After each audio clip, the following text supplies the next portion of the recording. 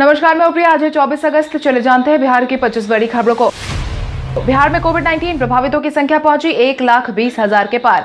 बिहार में कोविड-19 प्रभावितों की संख्या बढ़ती जा रही है। स्वास्थ्य विभाग की तरफ से जारी किए गए आंकड़ों के अनुसार बीते दिन पिछले 24 घंटे में कुल मिलाकर 2,247 नए मरीजों की पुष्टि की गई है, जिसके बाद प्रभावितों का आंकड़ा 1,22,156 पर पहुंच गया है। अगर हम प्रभावित जिलों की बात करें तो अररिया में 47, अरवल में 16, औरंगाबाद में 57, बांका में 25, बेगूसराय में 159, भागलपुर में 115, भोजपुर में 71, बक्सर में 24, दरभंगा में 38, पूर्वी चंपारण में 76, गया में 81, गोपालगंज में 36, जमुई में 10, जहानाबाद में 42, कैमूर में 16, कटिहार में 96, खगड़िया में 18, किशनगंज में 71, लखीसराय में 20, मधेपुरा में 57, मधुबनी में 97, मुंगेर में 35, मुजफ्फरपुर में 127, नालंदा में 70, नवादा में 21, पटना में 203, पूर्णिया में 79, रोहतास में 49, सहरसा में 120, समस्तीपुर में 37, सारण में 65, शेखपुरा में 13, शिवहर में 14, सीतामढ़ी में 58, सिवान में 43, सुपौल में 56, वैशाली में 41, पश्चिम चंपारण में 43। वहीं स्वास्थ्य विभाग की तरफ से बीते दिन शाम 4 बजे तक जारी किए गए अपडेट के अनुसार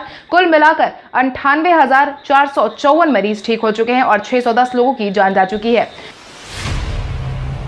बिहार ने की केंद्र सरकार से 2 कोबास मशीन की मांग। बिहार में कोविड-19 संक्रमितों की आरटी-पीसीआर जांच को लेकर 2 कोबास मशीन की मांग की गई है। इन दोनों मशीनों से आरटी-पीसीआर की जांच की क्षमता बढ़ाने की उम्मीद जताई जा रही है। बिहार सरकार ने केंद्र सरकार से कोविड-19 संक्रमितों की बढ़ती संख्या को लेकर आरटी-पीसीआर जांच की क्षमता बढ़ाने के लिए 2 कोबास मशीन की मांग की है। स्वास्थ्य मंत्री मंगल पांडे ने इस बात की जानकारी दी और बताया है कि 2 कोबास 8,800 मशीन के अतिरिक्त आरटी-पीसीआर मशीन भी लगाने की तैयारी जारी है।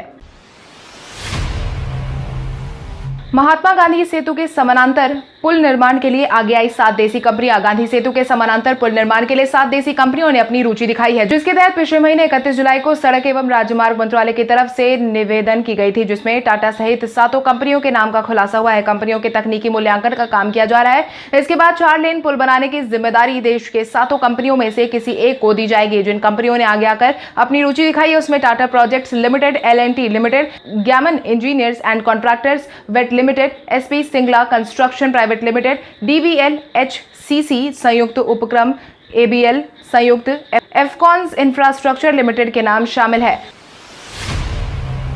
बगहा में गंडक नदी में कटाव हुआ तेज। बिहार के बगहा में गंडक नदी ने अपना रूप दिखाना शुरू कर दिया है, जिससे कटाव भी तेज हो गया है। कटाव को लेकर लोगों में परेशानी साफ तौर पर देखी जा रही है। सूचना के बाद जल संसाधन विभाग की टीम काम में जुट गई है। इसके साथ ही फ्लड फाइटिंग कार्य के बाद भी गंडक नदी का दबाव बना हुआ है और तटबंध का कटाव भी जारी है। जल स्तर में भी कमी के बाद नदी का पानी का प्रभाव सीधे मंगलपुर समेत शहर के रिहायशी इलाकों की तरफ नदी के धारा में देखने को मिल रहा है। तीव्र धारा से बांध पर कटाव तेज हो गया है। इतना ही नहीं, नदी लगातार बांध से टकरा भी रही है। हालांकि पिछले साल यहां बांध का निर्माण किया गया था, लेकिन अभी साल भर में बांध कटकर नदी में गिरने लगा है, जिससे ग्रामीणों में परेशानी का माहौल है।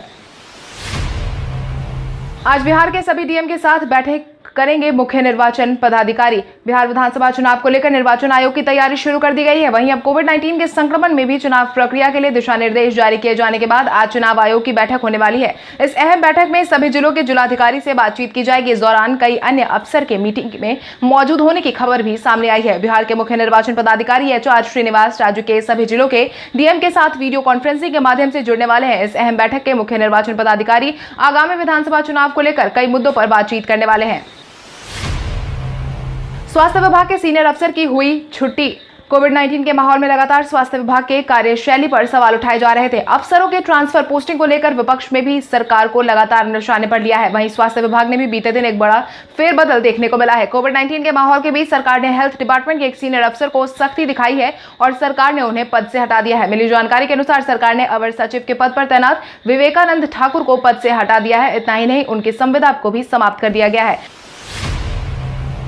पटना के कंकड़बाग में बने पार्क का मुख्यमंत्री नीतीश कुमार ने किया उद्घाटन। पटना के कंकड़बाग में बने पार्क का मुख्यमंत्री नीतीश कुमार ने बीते दिन उद्घाटन किया है। इस मौके पर उप मुख्यमंत्री सुशील कुमार मोदी भी मौजूद दिखाई दिए। आपको बता दें, कंकड़बाग में बनाया गया पार्क दूसरा सबसे बड़ा पार्क है, जो 1 किलोमीटर दूरी में फैला हुआ है। 2,40,000 वर्ग फीट में फैले इस पार्क के खुलने के बाद इलाके में लोगों में खुशी देखने को मिल रही है। वहीं बता दें कि कंकड़बाग के पाटलिपुत्र खेल मैदान के पास मलाही पकड़ी में टेम्पो स्टैंड तक लगभग 1 किलोमीटर दूरी तक इस पार्क को देखा जा सकता है। इस पार्क का कुल मिलाकर 4 करोड़ की लागत में 2,40,000 वर्ग फीट में निर्माण करवाया गया है। सुबह सुबह टहलने वालों के लिए वॉकिंग ट्रैक भी बनाया गया है। बिहार में प्रशासनिक स्तर पर हुआ बड़ा फेरबदल। बिहार सरकार के अंदर तबादलों का सिलसिला लगातार जारी है। मिली जानकारी के अनुसार बिहार सरकार के आदेश पर राज्य में बड़े स्तर पर प्रशासनिक फेरबदल किया गया है। भारतीय प्रशासनिक सेवा के 2018 बैच के 10 अधिकारियों की तैनाती कर दी गई है। प्रशिक्षण पूरा होने के बाद इन्हें अनुमंडल पदाधिकारी के पद पर पदस्थापित किए जाने की बात भी कही गई है। बिहार प्रशासनिक सेवा के 39 अधिकारी बदल दिए गए हैं, जिसके बाद कुल मिलाकर 49 अनुमंडल के नए अनुमंडल पदाधिकारी की तैनाती हुई है। सामान्य प्रशासन विभाग ने पदस्थापना और तबादले में संबंधित अधिसूचना रविवार को जारी कर दी है। साथ ही 10 आईएएस अफसरों की अनुमंडल पदाधिकारी के तौर पर तैनात की गई है।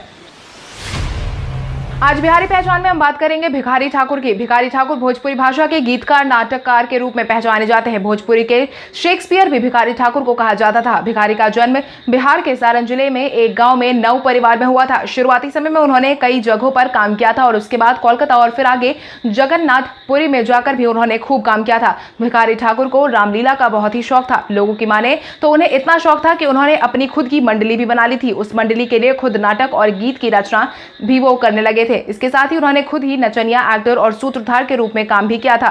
धीरे धीरे उनके मंडली में भोजपुर इलाके के बहुत प्रसिद्ध लोग भी जुड़ते गए, जिसके बाद उनकी रचना पटना और बनारस के किताबों में देखने को मिली।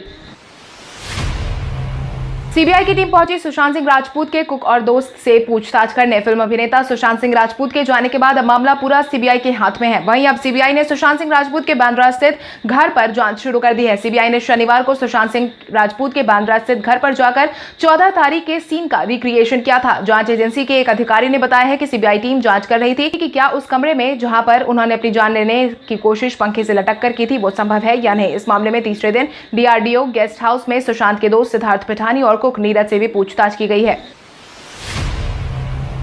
विधानसभा चुनाव को लेकर पुलिस मुख्यालय की तैयारी हुई पूरी। जहां एक तरफ बिहार पुलिस कोविड-19 के दौरान लॉकडाउन का अनुपालन करवाने में लगी हुई, वहीं दूसरी तरफ बिहार में इस साल के अंत में बिहार विधानसभा चुनाव का आयोजन करवाया जाना है।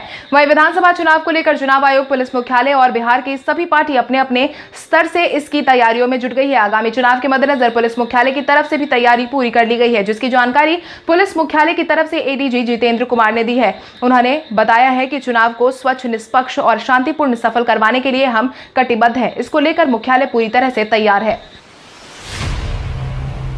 बिहार में 10 आईएएस अफसरों का हुआ तबादला। बिहार सरकार में तबादलों का सिलसिला लगातार जारी है। इसी क्रम में बीते दिन बिहार सरकार ने 10 आईएएस अफसरों की नई पोस्टिंग कर दी है। बिहार विधानसभा चुनाव को देखते हुए बड़े पैमाने पर अधिकारियों की पदस्थापना की गई है, जिसके परिणाम स्वरूप वैभव श्रीवास्तव को एसडीओ आरा सदर की जिम्मेदारी सौंपी गई है। शेखर आनंद को एसडीओ बगहा की जिम्मेदारी सौंपी गई है। निखिल धनराज को एसडीओ जहानाबाद की, नितिन कुमार सिंह को एसडीओ पटना सदर की, अनीता बैंस को एसडीओ मोहिनिया की, अभिषेक रंजन को एसडीओ मधुबनी सदर के, आशुतोष द्विवेदी को एसडीओ मनिहारी की, विनोद दोहान को एसडीओ दानापुर, श्रीमती साहिला को एसडीओ नरकटियागंज, प्रतिभा रानी को एसडीओ जमुई की जिम्मेदारी सौंपी गई है।